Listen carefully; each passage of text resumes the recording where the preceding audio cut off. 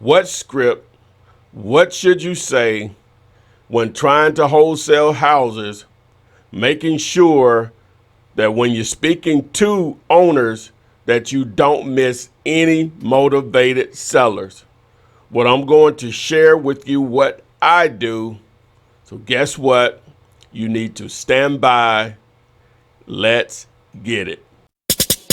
Flip man, it's the flip man. Flip man. You want some money in your hand? Flipping houses without credit or your cash. Get that bag. Hello guys, this is Ty, aka the Flip Man. What script, what should you say when speaking to owners about selling their properties to make sure you don't miss any opportunities, you don't miss any motivated sellers that will sell to you cheap? In this video, I'm going to go through what I don't really consider a script, but the flow of the conversation, which will have instructions and bullet points to show you how you should be speaking with sellers.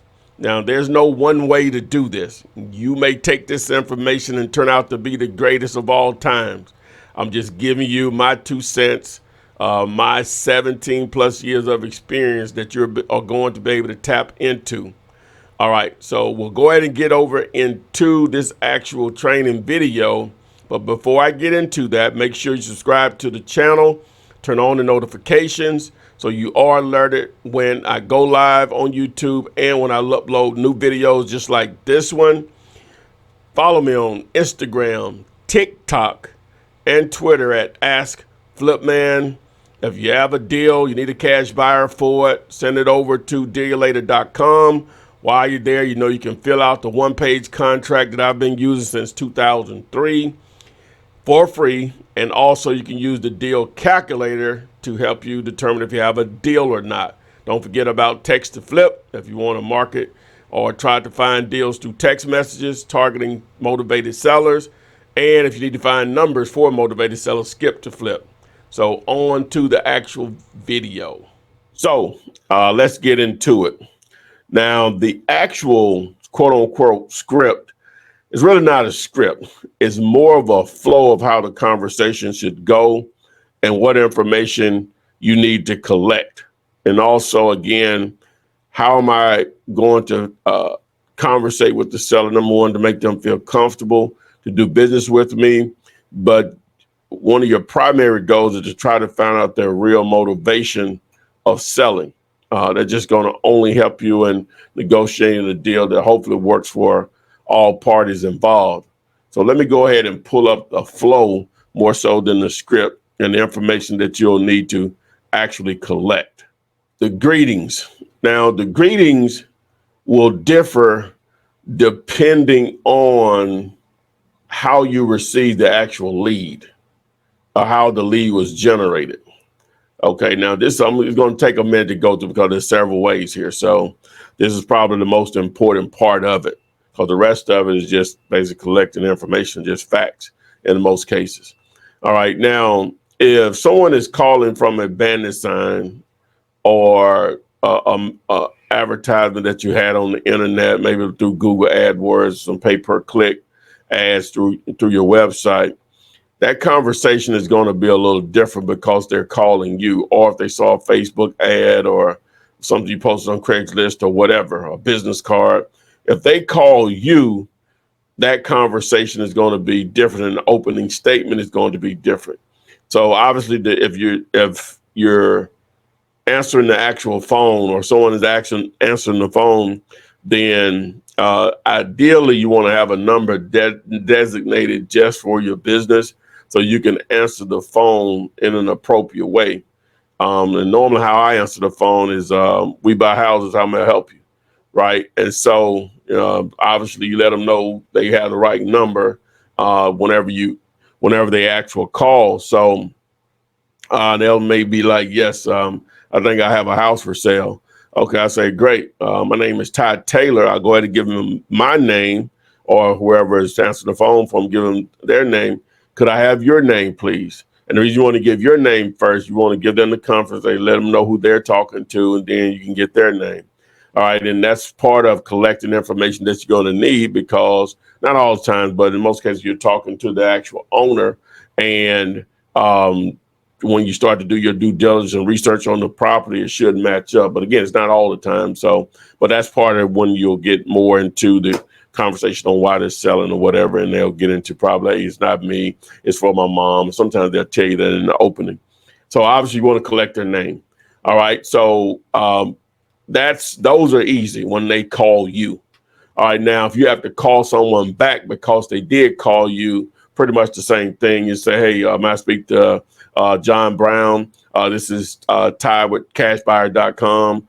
You called about selling a house. Okay, and they'll be like, yes, I called. I said, okay, great. I just need to get a little bit more information about the property. Could I get the address of the property that you're trying to sell? Or if they gave the addresses over the phone, you say, can I verify that address or whatever? Okay, so those are easy. When they call you, or you have to return a call because they called you. All right, now when you're actually cold calling, you're reaching out to someone. Well, let's go to the next level. That's sort of easy also. Like when they're advertising a property that's for sale by owner, those are easy also. They already want to sell the property. So you call them, say, I'm calling about the property. Normally if it's for sale by the owner, you know the address. I'm calling about your property you're trying to sell at 123 Main Street. And I'm like, yes. Okay. So now you'll just go into the rest of which we'll get to in a moment. So that's easy. All right. So, but it's a situation where you're calling a landlord. And what I mean by that is that one of the ways to find great deals is contacting a landlord, not to obviously rent the property, that because it may be a for rent sign. You won't normally target the generic red and white or black and white signs that you can buy at Home Depot, Lowe's, or Walmart. Those particular properties, you're hoping to run into the actual owner and not a property manager or an agent, because they're using the generic signs. Not saying that that's not the case with some of those, but normally they have the name of their company on their signs that says for rent or whatever, or their name or whatever. So ideally you want to bypass those and just deal directly with the owner. And one of the ways to identify that offline is those generic signs. Okay, so whenever you speak with them, like, hi, I'm calling about your property for rent at 123 Main Street. And I'm like, yes, is it still available? Whether they say yes or no, it really doesn't matter, because you're trying to start a conversation about buying that property or possibly more properties that they may even actually own. So they say, yes, it's still available. And say, well, great. My name is such and such. I'm really not calling about renting the property. I'm calling to see if you would be interested in selling this property. If they say yes, then you'll go through the spiel and collect the rest of the information about the property. If they say no, then you say, well, okay, do you have any other properties that you may be interested in selling? Because sometimes that property that they're trying to rent, that may be a great rental property for them, but they may have another trouble property, a property that they're tired of being a landlord or that they may want to sell. So that's how that conversation will go. Now, if you have a actual list that you're just cold calling, maybe absentee owners, free and clear, divorce, pre-foreclosures, whatever, or probate or whatever. Now that's a different conversation. So the most important thing when you're just cold calling someone out of the blue, they have no idea, their property probably not even for sale or anything, or maybe in a vacant property that you've found, but it's not actually for sale anywhere. So that's a flat out cold call. All right. So if it's a vacant property and something that you drove by, then how that conversation, that's going to be a little easier than just a flat out cold call that you don't know if it's vacant or not, or whatever type of list that you built. But if it's vacant because of driving for dollars, then you'll call them, and that's somewhat simple also. Hey, hi, my name is Ty. I'm calling to speak to the owner about buying their property at 123 Main Street. Do I have the right person? All right. And they might say yes. Okay. Yeah, I noticed your property was vacant. I was just trying to see if you were interested in selling that property. Okay. They may go ahead and say, no, we're not interested, blah, blah, blah. You already have them on the phone. You might as well ask them, do you have any other properties you want to sell or whatever? Because you never know, because you already have them. But if they say yes, then you'll go through the rest of the script, which we'll get to in a moment. But these opening statement is what really matters. or whatever. Because if you get past that, then everything else is just fact finding or whatever, and go from there. Just a numbers game. So, all right. So now let's get to the hardest one, in my opinion. Some people it's very easy for them. All right. This is a flat out cold call from a list. All right. So that opening statement will be similar to just what I just said, just that I didn't pass by the house and saw it vacant. It'll be, hey, hi, my name is Ty. I'm calling to speak to the owner about buying their property at 123 Main Street. Do I have the right person? All right. So you should have broken the ice, if there any ice to be broken, by letting them know this is not hey, you want a new health insurance call or whatever. You're calling basically to give money out when you're calling about buying something from them. Now, they may not want to do it, but I'm just saying that's the person. So just go back over that. Hi, my name is Ty. I'm calling to speak to the owner about buying their property. This is that first part, about buying their property at 123 Main Street. Do I have the right person? Obviously, if they say yes, you'd be like, great. We buy properties in that area and we're looking to buy more. If you have a moment, I would love to be able to make you a fair offer on your property. All right. So then you'll just go through the script or whatever. Now, again, it's not set in stone. You may have a better way. So I'm just trying to give you a flow of how a conversation goes, because at the end of the day, you're just talking to people or whatever. And either they're going to do it the way you want to do it or not. And you move on. You don't waste a lot of time on them or whatever. So a lot of times when they curse you out or hang up, they make it easy for you. That I don't have to waste any more time on that particular person, because they have zero interest at this time. Not saying you can't follow up with them with a direct mail piece or even another call 2 or 3 months from now, because life will change people's attitudes and minds about doing something or selling something. So, but as far as right now, you would just probably move on. So I think I went through the different layers of greetings when you're starting to try or talking to actual sellers. Okay, so so the next thing here on the script flow or the conversation flow. Okay, we got past their name. So either you're going to know their name or you're going to ask for their name. All right, now, obviously, if they're calling you, and you may have caller ID, but you want to verify at some point during the conversation, is this number a good number for you? Because they may give you an alternative number. They may be calling you from work or whatever, and they may want to give you an alternative number. All right. And in most cases, you want to try to make sure you get a cell phone number, right? They may be calling you from home, but you want to ask them during the conversation, is this your cell or home phone or office number or whatever? Because then with the cell phone, you can always text their number. And if you have to meet them or something, it's easier. If something's going on, you may be late or trying to see if they're behind or something because you're scheduled to meet them at the house. If they have their smartphone with them or their mobile phone with them, then you know how you have that number, you can reach out to them.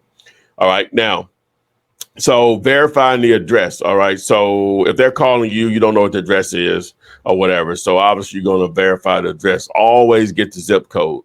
Now, if you're reaching out to them, you already know the address in a lot of cases. Not always, but in a lot of cases. But whenever you're dealing with an address, make sure you always get the zip code if you don't have it already. And that's normally, like I say, when they're calling you. All right. You want to verify the number of bedrooms and baths. And with that, a lot of times when you're doing your due diligence, online may say something different, maybe a 2-1, but it may be an actual 3-2. So you want to verify that with them. And what happens is sometimes people, they depending on the county that they're doing business in, they may not have updated the records on what the actual bed and bathroom count is. And it's just building a conversation more than anything.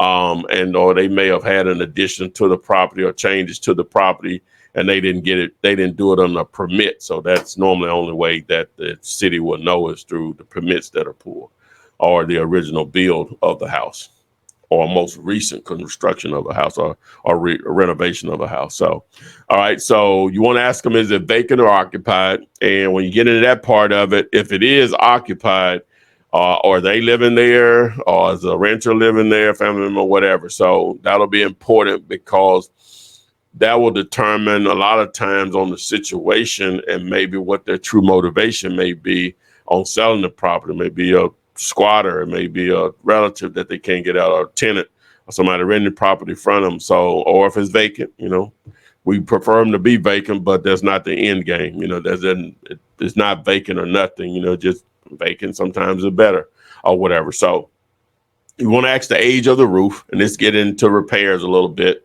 And so the age of the roof, they sometimes will know, sometimes they won't. If they don't, that's fine. Heat and air, you want to always ask them, how is the property heated and cooled? Depending on what part of the country you're in, one may be more important than the other. Normally, we all need heat or whatever, but in certain parts of the country, air is not a big deal. Here in the South, it is a huge deal. Not a deal breaker, but it is a huge deal as far as when you're doing your cost of repairs, because normally when someone renovates a house, they're normally going to do heat and air because that makes it a lot more attractive, whether it's a rental or a retail flip. You got to have heat and air. You know what I'm saying? If you're going to do it, you need to do it. All right. So now you want to get into any unpaid mortgage, taxes, or liens. And you want to ask all three of those, even though the main one there is the mortgage, because normally that's a lot more than taxes or liens on a property. Not always, but in most cases, and that can be a deal breaker. They may want to sell it for a lot cheaper, or sell it really cheap, but they owe more than what makes sense for you. And a common question is, can you sell a property or sell a property or wholesale a property with a mortgage on it? And yes, of course, if the mortgage is less than the price that works for you. All right. And they're willing to take a price close to that. That's obviously less than the price that works for you. So you want to discover that. And if it does have mortgages or liens, all of that'll come out in the title work. You really don't even have to add that to the actual agreement or whatever, at least the way I do it. So then you want to ask them, like I say, this is just a flow. So you don't have to have just like exact things to say. You want to talk to them like you're having a conversation. You don't want to be reading from somebody, at least don't sound like you're reading something. If you have to go over this 100 times and say what I need to ask, it needs to just be a conversation about all of these things. Just a simple conversation. Man, you're just talking to people. All right. So now you'll ask them, what is your opinion as far as the overall condition of the property? Now you're getting into some level of motivation on why they made a sale. Now it may be in perfect condition. They have zero to do with why they would consider selling or whatever. But a lot of times that'll get into where you can start to fact find about the property and what may be an opportunity for you because of some issues that may be there. But you definitely want to ask that question.